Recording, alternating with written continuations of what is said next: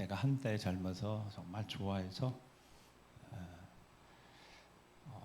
목회하면서도 월요일 쉬는 날쯤 틈만 나면 카센터에 막 놀러를 갔었던 적이 있었습니다. 나는 뭐가 그렇게 재밌었냐면 이제 차가 고장난 차들이 들어오면 정비하시는 분이 차를 다 뜯어요. 그러면 그걸 다 뜯으면서 제가 잘 살펴봅니다. 어떤 생각이 드냐면 저걸 다 뜯었다가 다시 어떻게 조립하나. 근데 조립하다가 제일 큰 문제가 뭐냐면 이게 조립을 다 했는데 부품이 남는다 그러면 조립 다 했는데 부품이 남는 경우가 있습니다. 뭐 하다가 부족하면 예를 들어 부족하면 뭐 자기 이렇게 뒤져가지고 이렇게 쪼이면 돼요. 근데 이게 하다가 부품이 남는 경우가 있어요. 그럼 이게 진짜 난감한 것 같아요. 근데 진짜 실력 있는 사람은 절대로 남지 않습니다. 제가 그거를 이렇게 보면서 분해하면 이걸 분해해 놓으면 차를 분해해 놓으면 이게 막 차가 다 엉망된 것 같은데 조립을 딱 해놓고 고치면 얘가 언제 그랬냐는 듯이 그냥 멀쩡합니다. 그렇게 해서 차를 타는 거거든요. 오래 타려면 이 내구성, 차를 잘 타려면 관리를 잘 해야 합니다. 닦고 조이고 기름칠하고, 그래서 어디 택시 가면 닦고 조이고 기름칠하고 그렇게 해야지 오래 타요. 내구성, 오래 탈 수 있습니다. 신앙생활을 하는 우리도 어쩌면 이 믿음의 내구성, 어쩌면 믿음의 유효기간, 하나님의 말씀 듣고 그 말씀을 통해서 믿음이 생기고 확신이 생기고 말씀대로 살아봐야 되겠다라고 결심하는데, 그 결심이나 말씀을 통하여 얻은 믿음이 효력 또는 그 믿음의 내구성, 외부적인 영향에 의해서 그 믿음이 흔들림 없이 계속 그 길을 갈 수 있는 건지, 좁은 길을 가는 것이 마땅하다는 것을, 당연한 것을 아는데 그렇게 믿음으로 나아가야 됨을 아는데 이 믿음이 유효기간이 실은 짧으니까 계속 하나님 말씀하시는 거예요. 또 듣게 하시고 또 듣게 하시고 또 듣게 하시고. 어쩌면 그러니까 믿음의 유효기간이 짧을 수 있으니까. 내구성, 이게 외부적인 환경의 영향에 의해서 이게 흔들리지 말아야 되는데, 은혜 받고 당장 길 나가다가 또 집에 가서 은혜를 쏟아부는 일도 생길 수 있으니까 외부적인 요인에 의해서 내 마음속에 확 들어온 분노, 짜증, 화남, 불안, 염려, 근심, 걱정, 초조, 이것 때문에 받은 은혜가 싹 사라지고 또다시 삶의 자리에서 힘든 시간을 보내는 모습들, 그게 누구 이야기가 아니라 우리 자신의 이야기인 거고요. 세 번째 상봉사고 모임, 그때 이제 세 번째 강서 오셨을 때 이병희 목사님하고 5층 올라가서 이렇게 감정 카드 갖고 하다가 하나만 고르라고 그랬는데 제가 이렇게 60개가 있었는데 그런 게 있거든요. 감정을 카드로 골라보라 그러면 이상하게 그 60개 중에서 커지는 게 있어요. 이렇게 쭉 커지는 게. 내 감정 상태가 어떤 상태인지 이렇게 쭉 글자가 커지는 경우가 있어요. 그걸 집었어요.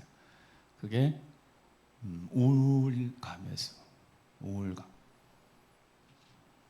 여러분, 사람이 우울할 수 있죠? 우울한 건 잘못된 게 아닙니다. 우울감이 들 수 있는 겁니다. 답답할 수도 있고 환경에 의해서 자꾸 뭐가 잘 안 되고 어렵고 힘들고. 그래서 제가 어제 성격공학 제가 여쭤봤어요. 여러분, 제가 금요일쯤 돼가지고 제가 정말 간절한 마음으로 내가 기뻐하며 주일을 기다릴까요? 목사님 그럴 것이다. 막 주일이 막 설레가지고 주일이 오는구나, 내가 설교할 시간 다가오는구나, 막 주일이 막 기다려질까요? 그렇다고 혹시 생각하는 분 계십니까? 금요일부터 저는 마음이 막 말씀 전해야 되니까 제 마음이 그렇게 막 즐겁지 않아요. 즐거울 리가 없잖아요. 말씀 전해야 되니까. 그러니까 이제 마음이 이렇게 쭉 가라앉고 막 그렇게 해요. 근데 이걸 어떻게 해소하는지 감정 해소를 해야 되거든요. 그러니까 내가 우울함이 느꼈을 때 불안감을 느껴 감정을 딱 읽어줄 때 해소가 되는 거예요. 해소가 조금 강도가 좀 약해지는 거예요. 그러니까 제가 우울하다는 뜻이 아니라 우울할 수 있다는 거예요. 여러분 목사도 우울할 수 있죠. 기도하고 하나님 은혜를 알고 능력을 알고 그런데 우울하면 안 돼요? 저 우울하면 안 돼요? 항상 웃어야 되는 거예요? 그러니까 사람들 가면을 쓰는 거예요. 가면을 다 가면 B로 가면을 쓰는 거예요. 다 웃는 가면을.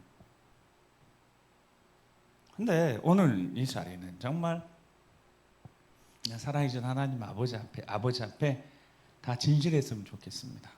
네. 자, 나 지금 우울한 것 같다 하신 분 발을 잠깐 들어보세요. 오른발을. 네. 나 우울한 것 같다. 괜찮아요. 나 불안한 것 같다.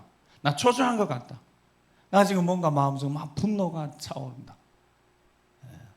하나님 아버지 앞에 그냥 다 정직하게 다 서셨으면 좋겠어요. 그래야지 이 밤에 회복의 치유의 역사에 일어나게 될 줄 믿습니다. 말씀을 전하고자 하는 마음이 이제 어느 시 말씀을 갖고 마음을 이제 말씀 전하고자 하긴 하지만 성령님은 또 다른 방향으로 제 마음속에 감동을 주실 수도 있잖아요. 에베소서 4장 말씀 읽었고 4장 23절 24절 말씀을 자 보면 제목이 있으니까 거기 23절 24절 같이 한번 읽어보겠습니다. 시작. 오직 너희 심령이 새롭게 되어 하나님을 따라 의와 진리의 거룩함으로 지으심을 받은 새 사람을 입으라. 아멘. 자, 23절 말씀 한번 드렸어요. 자, 심령이 새롭게 되는 건 어떻게 새롭게 되냐면 하나님 호흡이 들어오면 된다. 하나님의 호흡이 들어와야지 새로워집니다. 하나님 말씀이 들어와야지 새로워지는 거예요. 그러니까 하나님 말씀은 항상 공급받아요. 항상. 숨 쉬는 순간만 하나님 말씀을 이렇게 공급받아야지 우리가 새로워진다고. 그런 존재라고요. 그렇게 하나님 만드셨다고요. 즉 그렇게 새롭게 순간순간마다 공급하지 않으면 어느새 사탄이 주는 생각과 사탄이 주는 환경 속으로 들어오는 내 마음속에 부정적인 걸 붙들어서 불안하게 하고 염려하고 근심하게 하니까. 그러니까 항상 하나님 말씀이 새롭게 공급되어야 됩니다. 그래야지 24절 어떻게 된다고요? 새 사람을 입게 된다. 근데 입으라 이 단어를 보니까 이런 뜻이요. 정장을 입다라는 뜻입니다. 사람이 옷에 따라서 마음가짐이 분명히 달라집니다. 옷에 따라서. 어디 갈 때 갖춰 입는 거는 상당히 상대방에게 내가 예의를 갖춰야 된다는 의미이고 공식적인 자리인 거니까. 그래서 옷을 보면 그 사람이 지금 어딜 가냐 대충 할 수 있잖아요. 정장을 입는단 말이에요. 새 사람이 입었단 말은 정장을 입는다는 뜻이라면 저 새 사람이 그리스도로 옷 입는 겁니다. 갈라디아서 3장 20절 27절 말씀에 보면 너희가 다 믿음으로 말미암아 예수 그리스도 안에서 하나님의 아들이 되었으니. 자 시작. 누구든지 아멘. 자 그리스도로 옷 입었다 그랬으니까 저 옷 입었다 정장이에요. 그러니까 우리는 어떤 정장을 입었다고요? 예수 그리스도의 정장을 입은 사람들. 그래서 예수 그리스도로 옷 입은 자들이 그 자들이 어떻게 살아야 되는지는 오늘 말씀에 기록되어 있는데 자 30절 말씀만 같이 보겠습니다. 30절 바로 위에 있는 30절 말씀을 보면 30절 말씀을 같이 읽어보겠습니다. 시작. 하나님의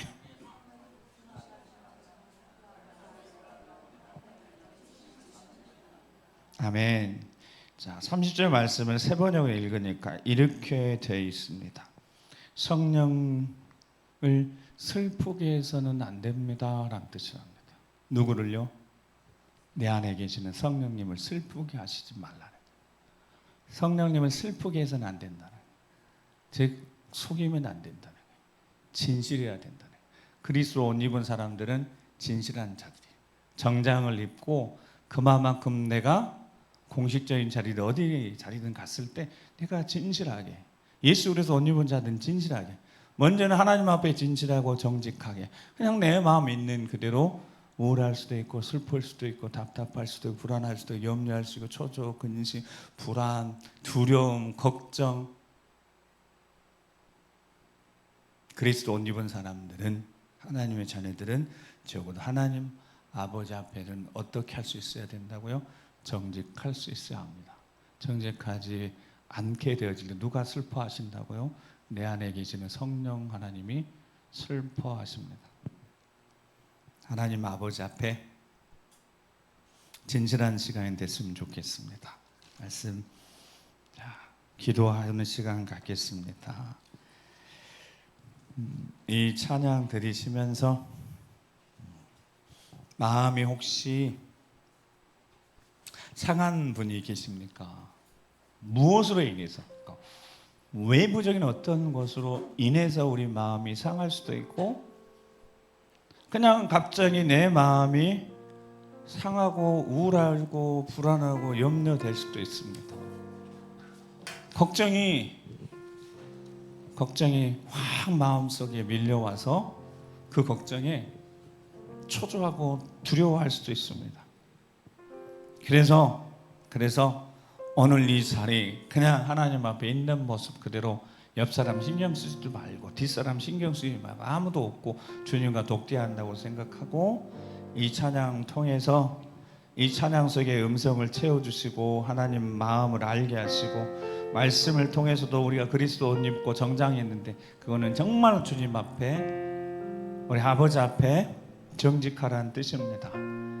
몸가짐 바로 하고 마음가짐 새롭게 해서 그냥 정직하라고.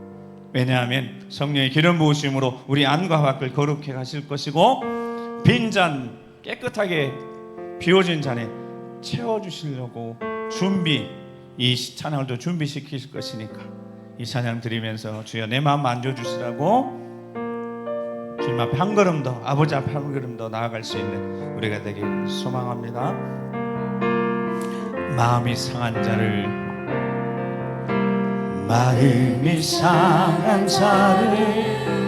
고치시는 주님, 하늘의 아버지 날 주관하소서. 주의 길로 인도하사 자유케 하소서. 새 일을 행하사 분케 하소서. 위에 줄이고 목이 마르니 성령의 기름 부으소서. 위에 줄이고 목이 마르니 내 산을 채워 주소서. 마음이 상한 자를 고치시는 주님, 하늘의 아버지 날 주관하소서. 주의 길로 인도하사 자유케 하소서. 새 일을 행하사 분케 하소서. 위에 줄이고 목이 마르니 성령의 기름 부으소서. 위에 줄이고 목이 마르니 내 산을 채워 주소서. 성령으로 채우사 주봉해 하소서. 주 임재 속에 이곳에 다시금 통치하시는 우리가 만지시는 회복의 은혜 주 뜻대로 살아가리. 세상 끝날까지 나를 다시 믿으시고 새날 열어주소서. 날 열어주소서. 의에 쓰리고 목이 마르니 성령의 기름 오늘 우리에게 부으소서. 의에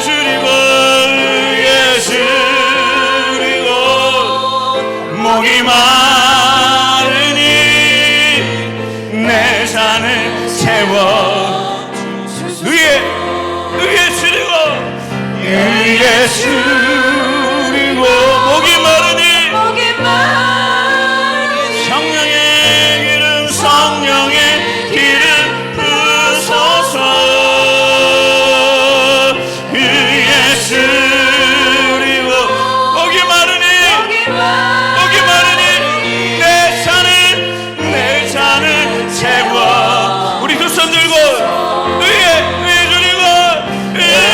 쓰리고 목이 마르니 성령의 기름 부으소서. 의에 주여 내가 목이 마르니 내 잔을 채워 주소서. 가슴에 손 얹고 의에 주리고 목이 마르니 성령의 기름 이곳에 오늘 이 자리에 상한 심령들마다 주여 고치시옵소서. 의에 주리고 주의 손길을 목마르게 간절히 기도한 이들에게 주의 손 능력의 손으로 부으시고 채워주시옵소서. 의에 주리고 목이 마르니 의에 주리고 목이 마르니 성령의 기름 부으소서. 주여 고치소서. 치유하소서. 의에 주리고 목이 마르니 내 잔을 채워 주소서. 이제 이루실 겁니다. 우리 간절한 마음으로 내가 목이 마르다고 주님 앞에 아버지 앞에 정직하게 진실하고 고백했으니 불안, 염려, 근심이 왜 자꾸 나를 흔들어서 우울하게 하고 답답하게 하고 주저하게 하고 망설이게 하고 흔들려 넘어지게 하고 두려워서 앞으로 나아가지 못하고 주저하고 불안해하며 떨리며 심령이 안정을 찾지 못하고 왜 그렇게 갈대처럼 흔들리는지 주여 오늘 있는 마음 그대로 내 중심 그대로 아버지 앞에 두 팔 빌어 나아가오니 나를 외면하지 마시고 거부하지 마시고 그 품에 안으시옵소서. 다른 거 하나도 보지 않고 주 품을 향해 달려가오니 주의 품을 향해 달려가오니 우리를 만나주시고 우리를 품에 안으시고 오늘 이 밤에 시위를 허락해 주시옵소서. 회복을 허락해 주시옵소서. 의에 주리고 목이 마르니 성령의 기름 부으시고 내 잔을 채워주시라고 주여 한번 우리 기도하겠습니다.